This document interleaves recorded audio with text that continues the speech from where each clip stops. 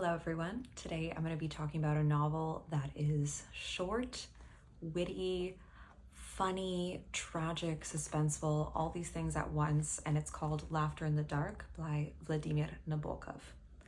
Now, its original title in Russian was Kamera Obskura, referring to like an old style of camera, and it was published in 1933 by the journal Современные Записки, which was an émigré journal based in Berlin and Paris. I'm going to start off with an excerpt just so you get a sense of what this book's all about. So, once upon a time, there lived in Berlin, Germany, a man called Albinus. He was rich, respectable, happy. One day, he abandoned his wife for the sake of a youthful mistress. He loved, was not loved, and his life ended in disaster. This is the whole of the story, and we might have left it at that, had there not been profit and pleasure in the telling. And although there is plenty of space on a gravestone to contain, bound in moss, the abridged version of a man's life, detail is always welcome.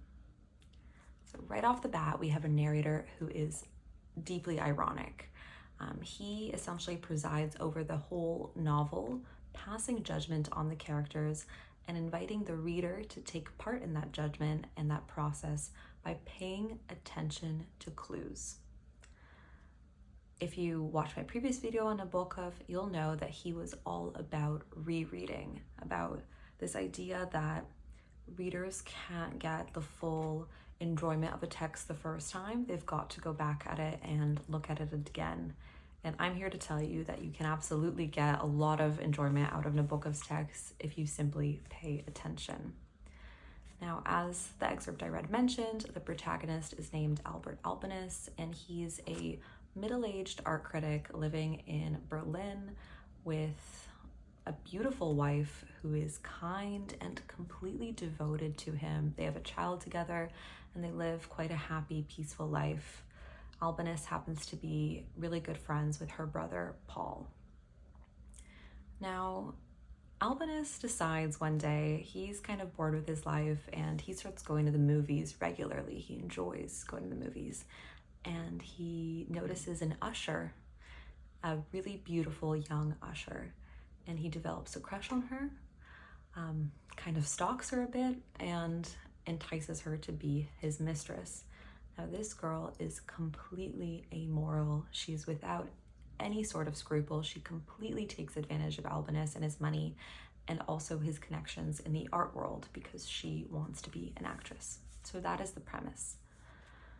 Now, if the plot sounds cliche or trite to you, that's because it's supposed to. If you watched my previous video, you'll remember that Nabokov really hated this concept that was super popular in modernist culture in Russia called жизнетворчество, which is life creation. And it's essentially the idea that life should imitate art. Now, in Nabokov's novel, life imitates bad art. Albinus's life is like a cheap film. The characters are artificial, the story's artificial, and yet there is something so human and tragic about it. And I have to mention this one plot point. So Albinus, like I said, is an art critic, and he has this dream of creating a movie, like an animated film where paintings come to life. And this tension between high art and mass consumption is the structural tension at the heart of this work. Nabokov wants to write something that reads like a cheap film, but he can't because he's so good. His writing is too good for that. This is also the first of Nabokov's works to be translated into English. It was translated in London in 1936 by a woman named Winifred Roy.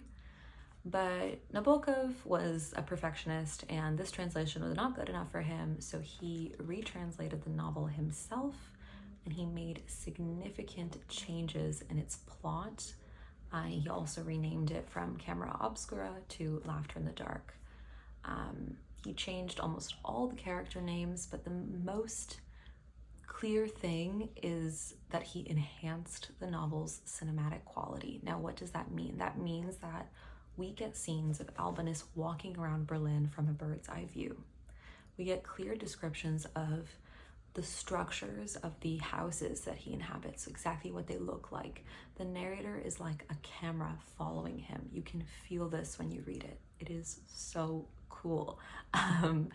I love this book. I absolutely adore it. It is so addicting.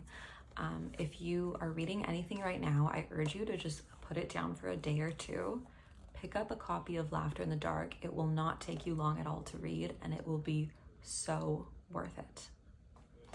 All right, thank you so much for watching, and I hope you have a lovely day.